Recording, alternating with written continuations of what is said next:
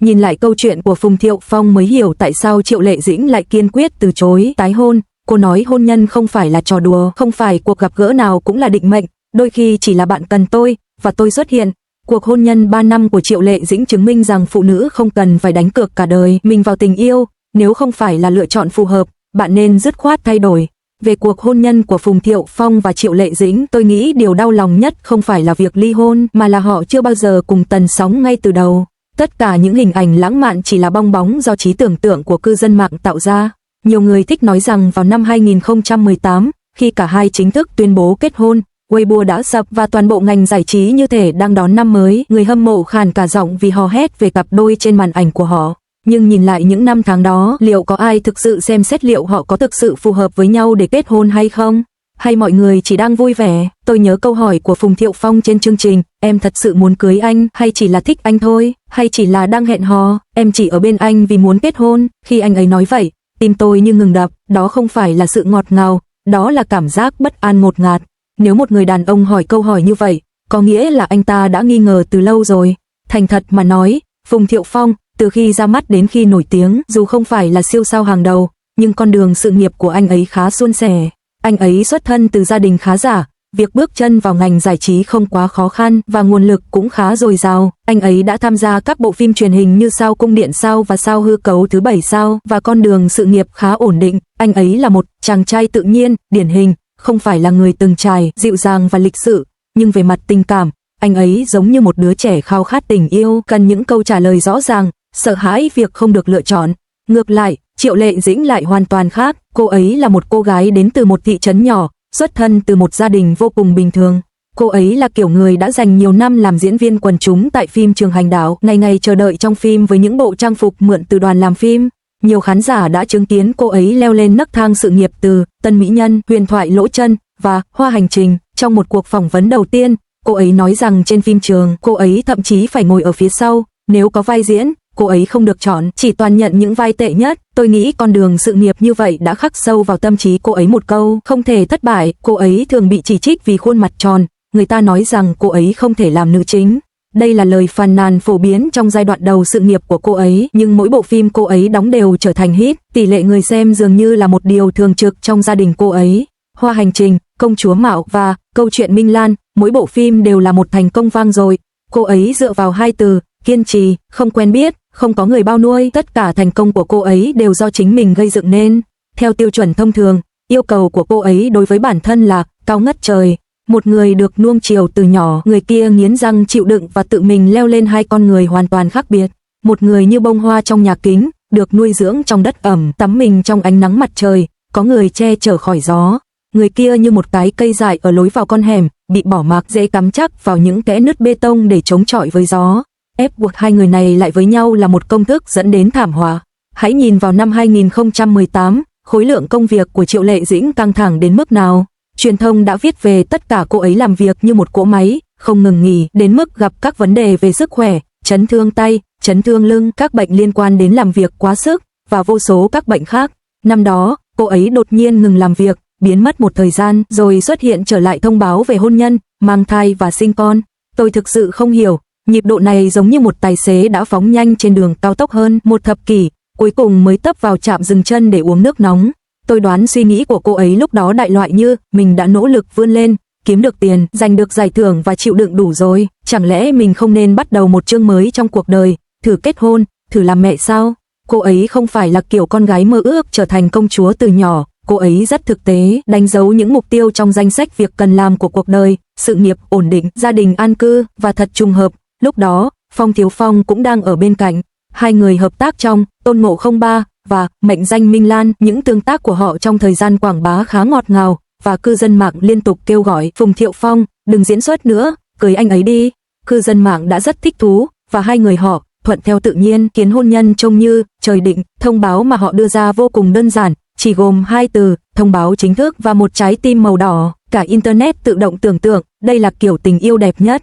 Vấn đề là, câu hỏi mà Phùng Thiệu Phong đặt ra với đôi tay run rẩy cho thấy một bi kịch khác đang diễn ra trong tâm trí anh. Em có thực sự yêu anh như một con người, hay anh chỉ tình cờ xuất hiện vào thời điểm này trong cuộc đời em, và em cần một hình mẫu người cha phù hợp, và anh chỉ tình cờ đáp ứng được yêu cầu đó.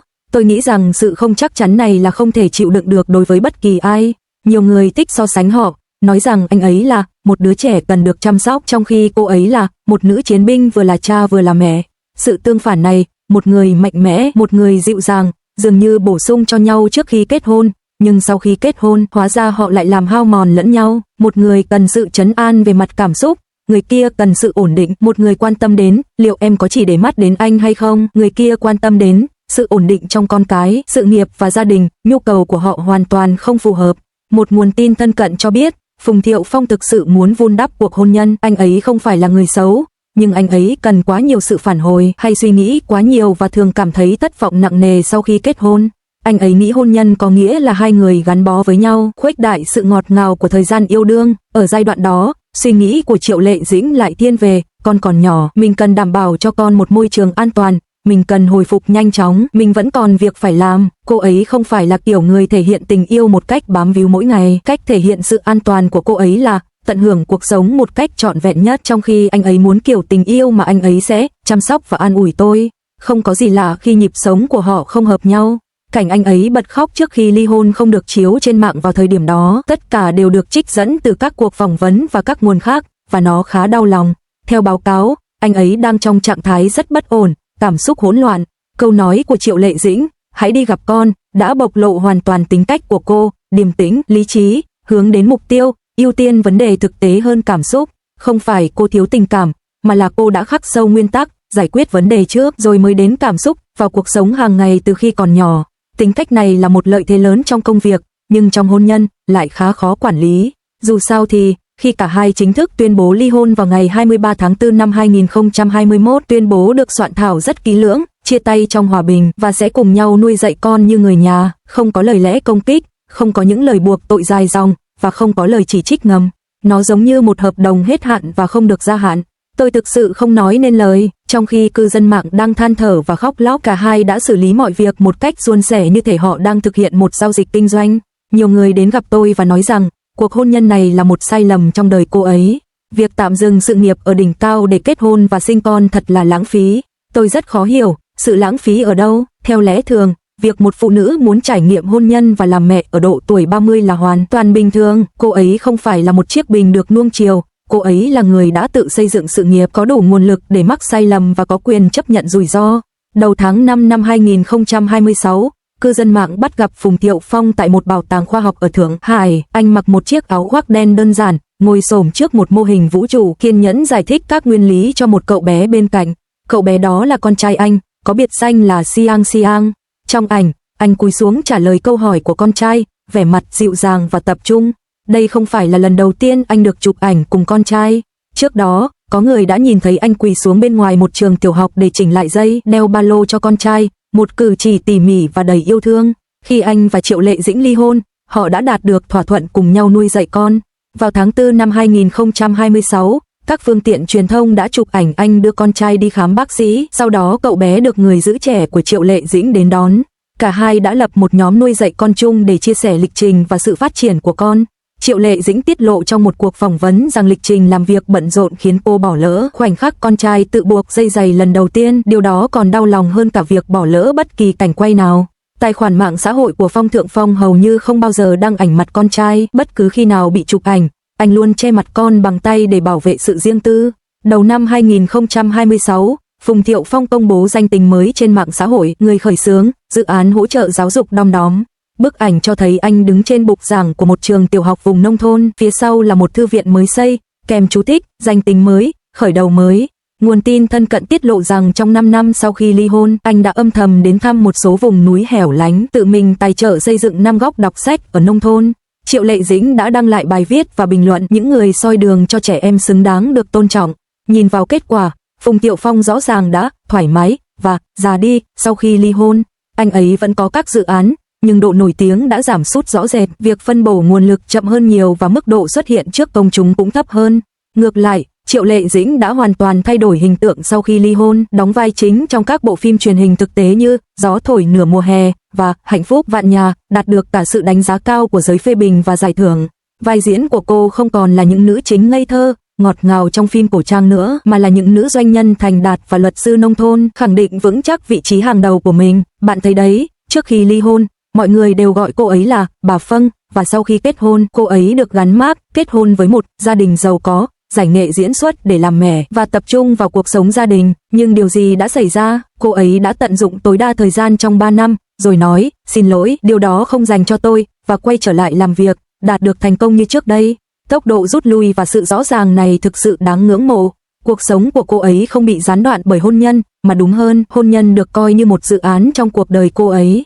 Dự án kéo dài 3 năm, nhưng lợi nhuận không tương xứng với chi phí, vì vậy nó đã bị dừng lại, xem xét lại, và trận chiến tiếp theo bắt đầu. Nếu bạn gọi đây là một sai lầm, vậy thì những người kéo dài cuộc ly hôn, tự làm kiệt quệ bản thân trong hôn nhân trong khi cố gắng duy trì một vẻ ngoài đàng hoàng, thì sao? Còn về Phùng Thiệu Phong, tôi nghĩ nhược điểm lớn nhất của anh ấy thực ra là anh ấy quá đàng hoàng và quá tốt, không có xì căng đan lớn, không có tin đồn xấu, và anh ấy thực sự chân thành, nhưng về mặt cảm xúc, anh ấy dường như luôn sống dưới cái bóng của người bạn đời.